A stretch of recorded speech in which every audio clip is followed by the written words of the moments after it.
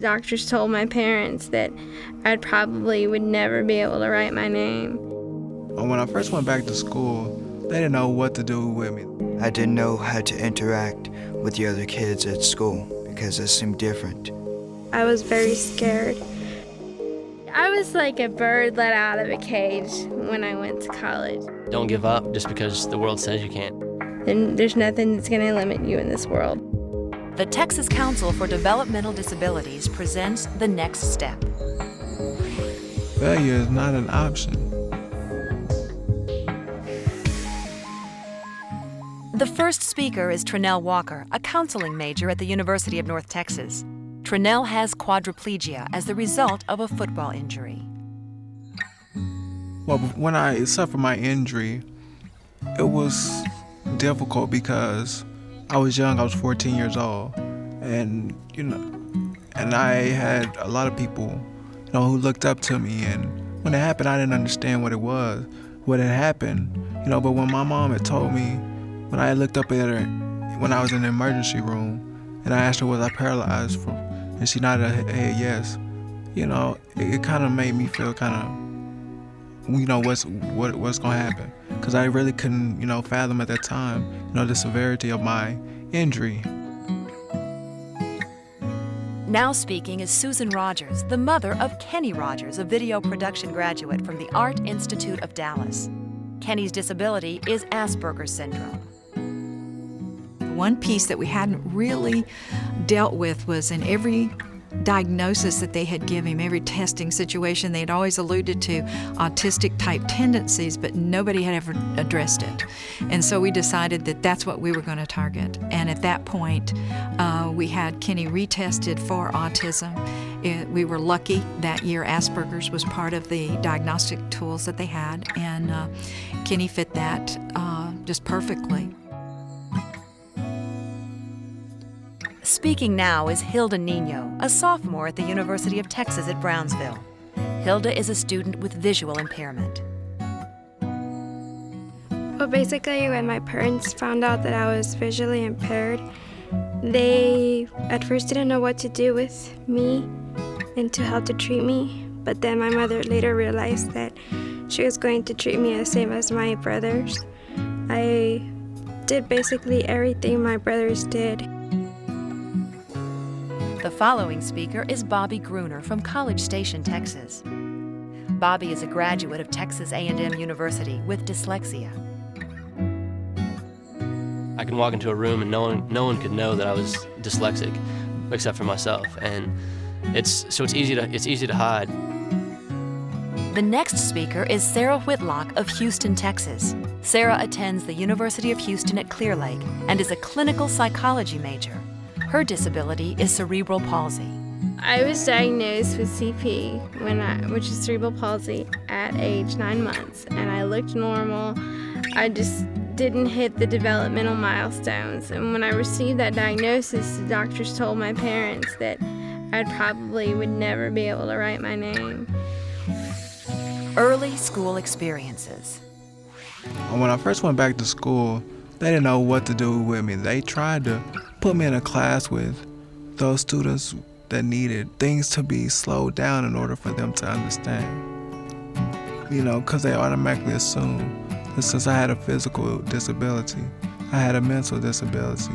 My early experiences with school were very, very hard, I guess, as not knowing really what was going on with myself as learning, and so I was diagnosed with dyslexia in second grade, and there it kind of gave me some answers of what was going on with why I was acting or why I was not being able to read. My regular ed counselor actually refused to see me. When I was in high school, she sent me to the special ed counselor who knew absolutely nothing about the process of going to college. So I had nobody there to tell me, this is what you should do. You need to get your SAT scores and all that stuff. And so I did everything on my own. Speaking next is Kenny Rogers, a video production graduate from the Art Institute of Dallas. Kenny's disability is Asperger's syndrome. Before I got a correct diagnosis, I didn't know how to interact with the other kids at school. Some of the teachers accepted me, but it was the students who really didn't like me being around them because I seemed different, but we're all different. Parental concerns. You know, this has been a learning experience, not only for me, but for her. Let her know that her baby, as she refers to me, can get out there and will get out there and do it and continue to pursue the goals of his life, whether he's living with a disability or if he's up on both his feet and able to do things for himself. The next speaker is Trinell Walker's mother, Verna Williams. My concern was about the accommodations and things that, would be there at the campus. And I was comfortable because his older brother would be going with him because he is his attendant. But as far as him leaving home, nah, I didn't want him to go. But I knew he had to grow up, and I'm glad that he had the mind that he has to want to do things. Well, even though my mother was very scared about letting me go, because I'm the only girl and usually in Hispanic culture it's harder to let the girls out, she never showed me that fear because she wanted for me to get my education. And she knew that me going to Austin was a great opportunity to learn and become more independent.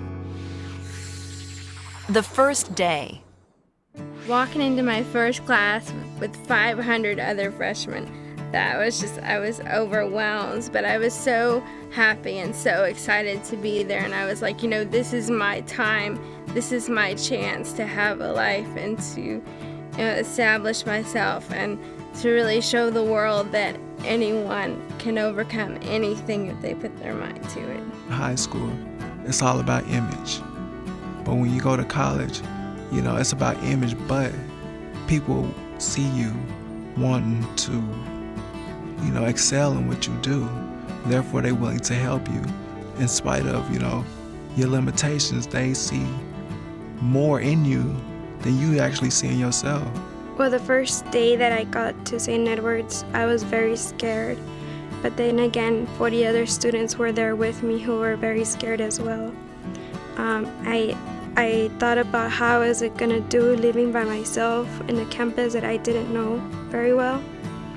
And I knew I was gonna miss my home very much. So it was a little bit hard adapting to my new surroundings. I had never been away from home for over than 2 months. So that was a little bit of a challenge, but I got over it very easily because I met a lot of people who were very helpful. There were many things that they were expecting from me, but I got encouragement from everyone, the teachers, and they let me do the work, which allowed me to develop the confidence to know that I could do it. After, I think, my first semester, I began to get out and meet more and more people, and it seemed like they would just start coming up to me, It just become like eye contact, and it's like, hi, how you doing? And once, I spoke, and they spoke back there, and I smiled, and they realized that, hey, there is a person. I think, and a friend of mine told me, she was like, once you speak to you, we don't even see the wheelchair. We only see you. Making the leap. I love college. I would recommend that everybody have that college experience, because once you have that experience, that's like a life. The diversity. Everybody's not going to be the same. But when you go to college, it open up your eyes. You realize that though this has happened to you, you're not the only one. The great thing about college life is that you meet a lot of people who come with very different backgrounds and who are eager to learn about other new things. So my first week there was meeting people. I was like a bird let out of a cage when I went to college because, it's really your first time to experience life. And for me anyway, it was my first taste of real independence. I was completely away from my parents, and I really just found myself and learned just so much about myself just being away from home, and it was just such a unique experience because I was able to develop a deeper sense of self. Getting help on campus. When I got to college, the Office of Disability Services was invaluable to me. The lady that I worked with also had cerebral palsy, and she was able to teach me how to hire attendants and how to just manage my life. So once you know your disability and your diagnosis and the things you need, they will supply it, but you got to tell them what they need, because if not, they won't know. They were very quick about getting the things I needed. For example, when I first went in, I told them that I needed a speech program for a computer to take my exams. Of course, they really didn't know much about it, so I told them about the program, and they were very quick about purchasing it. They installed it in the computer 2 weeks later. I used note takers, and what they did was they provided some NCR carbon paper, and I would just ask students to take notes for me, and whatever they wrote would go on to the next sheet. Oh, and testing accommodations. I could go and take my exams in a reduced distraction environment, and that was very helpful for me if I needed extra time to write. Sometimes I would use a computer, voice-activated software to take my exams, my essay exams especially. Community college, university, or technical school. Going to school for a year at a large, very large university with 44,000 students, I mean, it's quite overbearing and going in, and it was kind of tough to adapt. And then coming back to a community college made me have to see I think the biggest comparison with the two is that it's a smaller university. It's the same thing. You're studying the same materials, but it's just on a smaller note. You have smaller classrooms, which I think helps a lot, being able to have a more one-on-one communication with the professors. We began to look at the Art Institute. And to tell you the truth, I was comfortable in that because he says it was a good environment. It was smaller. It was about like half the size of TCU, that sort of thing. The classes were all smaller. There were about 20, kids in the classes. The teachers were very friendly, very open. It would be 2 years, but I would have an associate in applied science for video production, and I would have experience to work. And that's pretty much one of the big reasons why I decided AID. Be your own advocate.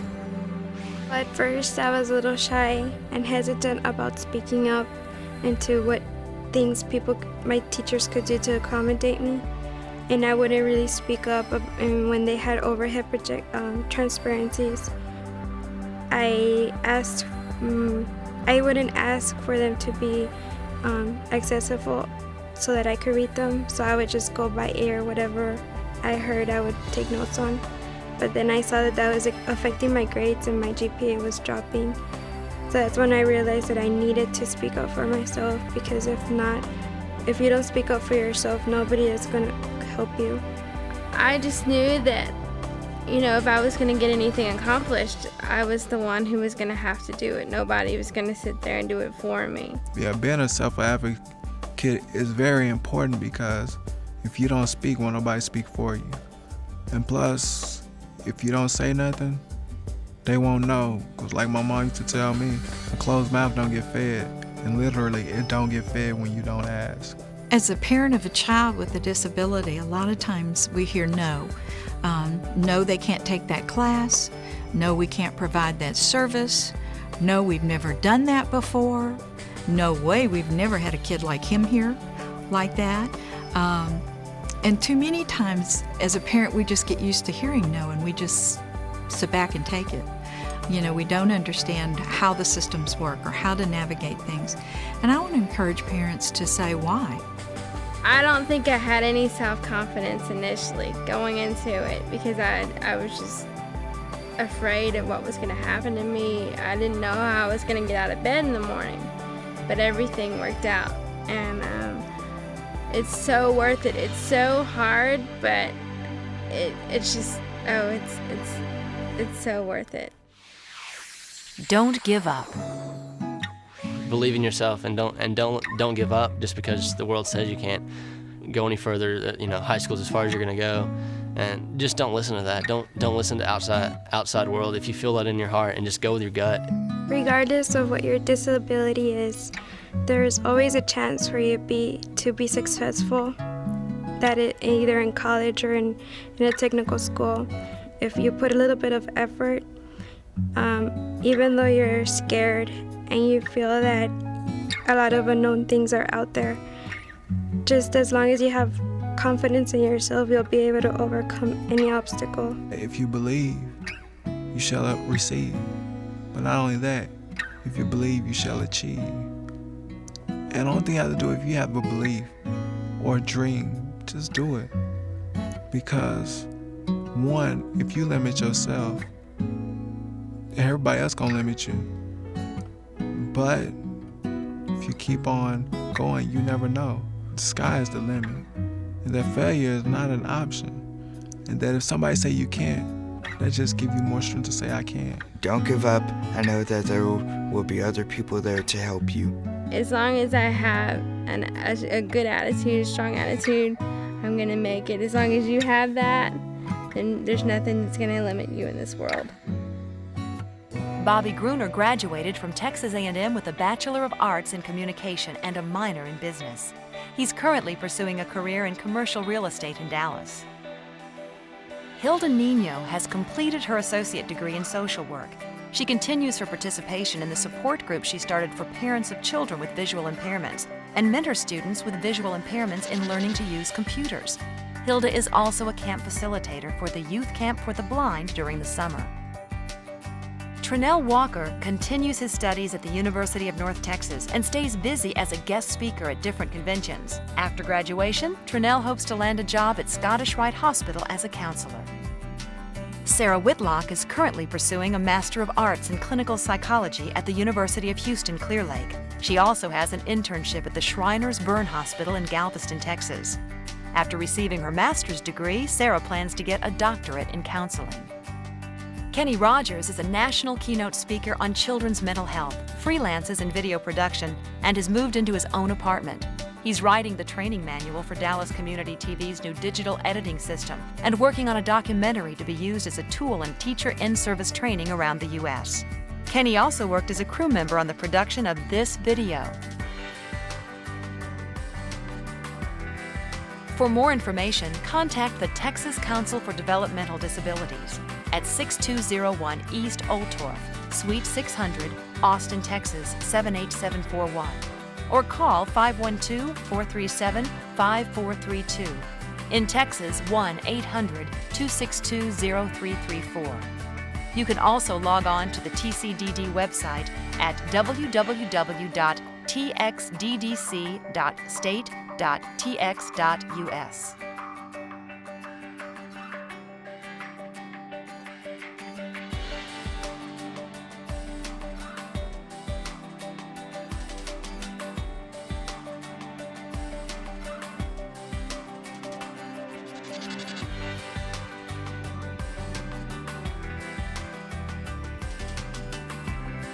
Special thanks to the students, families, and schools who participated in the production of this video.